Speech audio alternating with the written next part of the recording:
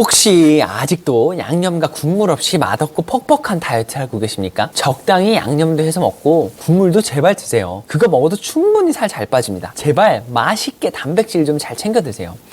많은 사람들이 다이어트 할 때 양념과 국물을 먹으면 안 된다고 알고 있어요. 도대체 그들이 말하는 양념과 국물의 문제가 뭘까요? 아마도 대부분 양념에 있는 단맛, 탄수화물과 약간의 지방 그리고 나트륨 정도일 거라 생각합니다. 그리고 국물은 아마 나트륨 때문에 조심하라고 이야기를 하는데, 자, 하나씩 파보겠습니다.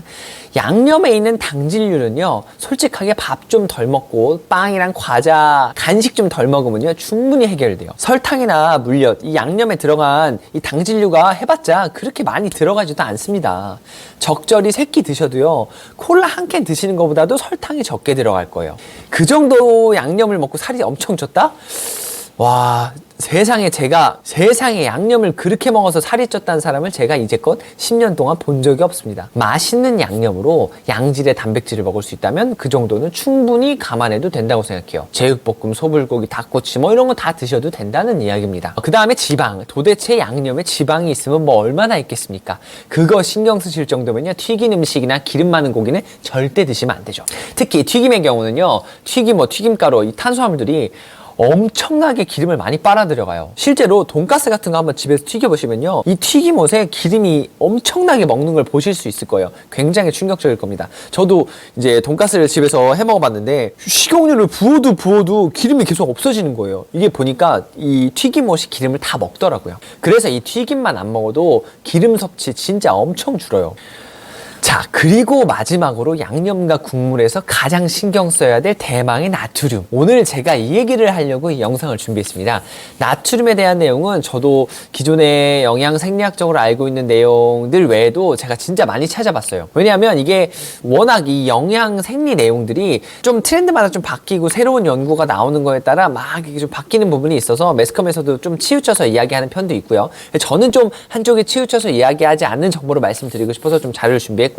솔직하게 말하면 사람들이 다이어트에 관심도 없던 평소에는요, 짜게 먹던 말도 솔직히 신경 안 써요. 그냥 자기 먹고 싶은 대로 먹습니다. 그러다가 다이어트를 하려 그러면 유독 저염에 집착하는 경우가 있어요. 양념은 뭐 안 먹으려고 하고 국물 안 먹어야 된다 뭐 이렇게 말이죠. 실제로 저염이랑 다이어트랑은 뭐 엄청난 관계도 없습니다. 뭐 위험한 부분이 있다면 조금 자극적인 음식을 먹다 보면, 예를 들어 뭐 부대찌개에다가 햄이랑 반찬이랑 막 짜게 먹다 보니 이 자극을 입에서 중화하려고 밥을 막 좀 더 집어넣는 정도? 자극적이나 탄수화물이 더 들어가는 요게 위험하다랄까요? 나트륨 자체에는 칼로리가 없어요. 다이어트에 저염을 해야 된다는 이런 오해가 생긴 이유가 크게 2가지라고 보는데, 하나는 매스컴에서 막 짜게 먹으면 심혈관계가 위험하다고 막 자극적으로 말하니까 뭐 이런 부분과, 또 다이어트 하면 보통 이제 PT를 받거나 트레이너들의 얘기를 많이 듣게 되니까 트레이너들이 보통 대회 전에 지방을 쭉 빼고 나서도 피부를 근육에 막 더 달라붙게 하는 과정에서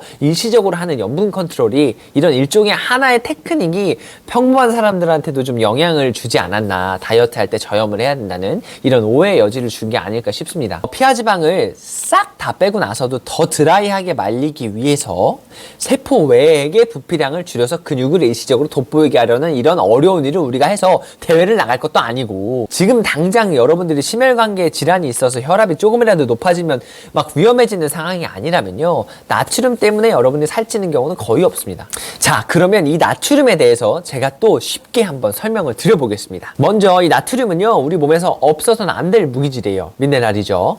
6대 영양소 중에 무기질 파트, 제가 지난 시간에 짧게 이야기를 해드렸는데, 우리가 먹는 소금은요, 꼭 필요한 무기질인 이 나트륨을 섭취할 수 있는 수단이에요. 우리가 소금을 섭취하게 되면 얘네가 막 쪼개진 다음에 나트륨 형태로 우리 몸 안에 자리 잡습니다.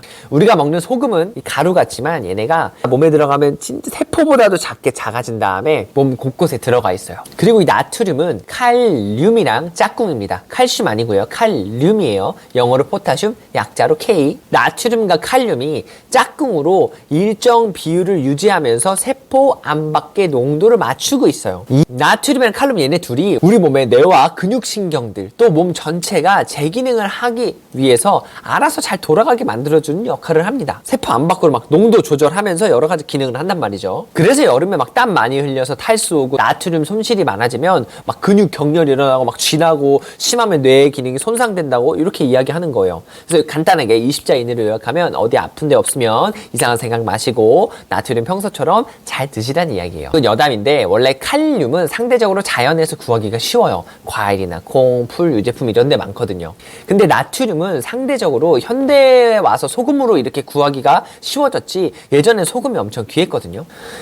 그래서 동물들은요 생존을 위해서 나트륨을 구하기가 어려우니까 초식 동물들이 막 풀 먹다가 나중에 산에 올라가가지고 옛날에 지각 활동으로 바다였었는데 지금의 산이 된 곳에 가서 막 흙 퍼먹으면서 나트륨을 섭취하기도 합니다. 그래서 우리 몸도 칼륨보다는 나트륨 중심으로 돌아가게 돼 있어요. 뭐 이 얘기는 그만큼 나트륨이 중요하다는 이야기고요. 어쨌든 현대에 와서 나트륨을 너무 많이 먹는 게 문제다라고 하는데 이것도 좀 쉽게 얘기해보면 나트륨을 많이 먹으면 세포 외액의 나트륨 농도가 올라갑니다. 세포 외액은요 쉽게 말씀드릴게요. 세포 밖에 있는 체액들, 더 쉽게 이야기하면 몸 안의 액체, 즉 몸에 필요한 이것저것이 섞인 물이라고 생각하시면 돼요. 어쨌든 이 세포 외액의 나트륨의 농도가 높아지면 이 농도를 희석시키기 위해서 물이 더 들어와요. 그러면 상대적으로 이 동일한 세포 외액 양의 나트륨 농도가 되게 높았는데 물이 들어와서 세포 외액이 커지면서 이 나트륨 이온들의 밀도가 서로 멀어지니까 농도가 낮아지겠죠. 대신 이 세포 외액의 부피가 늘어납니다. 물이 많이 들어왔으니까. 혈액도 세포 외액이에요. 그럼 무슨 일이 생겨요? 혈액이 늘어나니까 혈압이 높아지겠죠. 혈압이 높은 게 뭐가 문제냐? 이건 뭐 다음 시간에 말씀드리겠지만 이 혈관 건강이 엄청나게 중요합니다. 혈압이 높으면 안 그래도 심장박동 뛰면서 이 혈관 벽에 꽝꽝꽝 데미지가 가는데 여기 혈압까지 높아져서 빡빡빡 혈관 벽에 자극이 받으면 혈관에 상처가 나고요. 이로 인해서 아주 무시무시한 일들이 생깁니다. 이건 다음 시간에 말씀드리겠습니다. 그래서 이 혈관에 문제가 생기신 분들은요. 혈압이 높아지는 게 아주 조심해야 될 일이고요. 나트륨 섭취가 많으면 생명에 문제가 있네 어쩌네 이런 이야기가 그래서 나오는 겁니다. 그런데 이것도 23년 1월 이번 달에 국제학술지에 발표된 내용이 있어요. 여기 한국형 나트륨 섭취가 사망에 큰 연관이 없다고 발표한 게 있습니다. 네이버에다가 나트륨 사망이라고만 쳐도 바로 나옵니다. 그럼 어쨌든 간혹 내가 오늘 2번 이상 막 찌개에다가 맵고 달고 짠 음식에 간이 센 걸로 음식을 2번 이상 먹었다. 그럼 제가 아까 말씀드렸죠. 나트륨이랑 칼륨이 짝꿍이라고. 칼륨을 추가적으로 섭취해 줌으로써요. 내가 오늘 많이 섭취한 나트륨, 이 몸에 불필요한 나트륨이랑 손잡고 밖으로 나가게 합니다. 내가 오늘 조금 많이 짜게 먹은 것 같은데 이런 생각이 드시면 칼륨을 보충해 주시면 돼요. 대표적인 예로 라면에다가 치즈를 넣거나 우유를 넣어서 먹으면 다음날 덜 붓는다는 거 옛날 스펀지에 나온 적 있습니다. 이것도 일맥상통하는 이야기예요. 유제품에 칼륨이 많거든요. 그럼 이제 나와야죠. 칼륨이 많은 음식은 뭘까요? 껍질째 먹는 뭐 뿌리채소, 감자, 뭐 고구마, 그다음 아보카도, 바나나, 뭐 녹색 풀떼기, 그다음 유제품 콩류, 몸에 건강한 거 거의 다죠. 그냥 반찬 잘 챙겨 드시고 야채들 잘 챙겨 드시고 또 전 영상에 말씀드린 것처럼 탄단체가유 하나 둘 하나하나 잘 챙겨 드시면 아무 문제 없다는 이야기예요. 또 다이어트 하실 거니까 당연히 채소 많이 챙겨 드실 거고 제가 유제품도 많이 챙겨 드시라 말씀드렸죠. 그다음 단백질도 잘 챙겨 드시면 아무 문제 없습니다. 어때요? 쉽죠? 그러니까 다이어트 할 때 제발 뭐 국물이 어쩌니 양념을 먹으면 되니 안 되니 이런 이야기를 하실 필요가 없어요. 그냥 맛있게 단백질을 잘 챙겨 드시려 노력하시면 되는 거예요. 살찌는 건 여러분이 국물이랑 양념을 많이 드셔서가 아니고요. 탄수화물을 오지게 먹고 하나도 안 움직여서 그런 거니까요. 제가 말씀드린 것처럼 탄단체거에 하나 둘 하나하나랑 몸 안 다치게 하는 스쿼트, 동네 산책 10,000보만 해도요. 일주일에 살이 자기 체중 1%에서 1kg씩 빠집니다. 그럼 진짜예요. 정말입니다. 저도 매주 회원들한테 피드백 받는 이야기고 이게 실제 일어나는 일이니까 이거 뭐 거짓말을 할 수가 없어요. 할 필요도 없고 뭐 하여튼 하시면 됩니다. 그냥 아무쪼록 올해도 건강하고 자신감 넘치는 풍요로운 삶을 사셨으면 좋겠습니다. 구독자 여러분들 긴 영상 봐주셔서 감사합니다.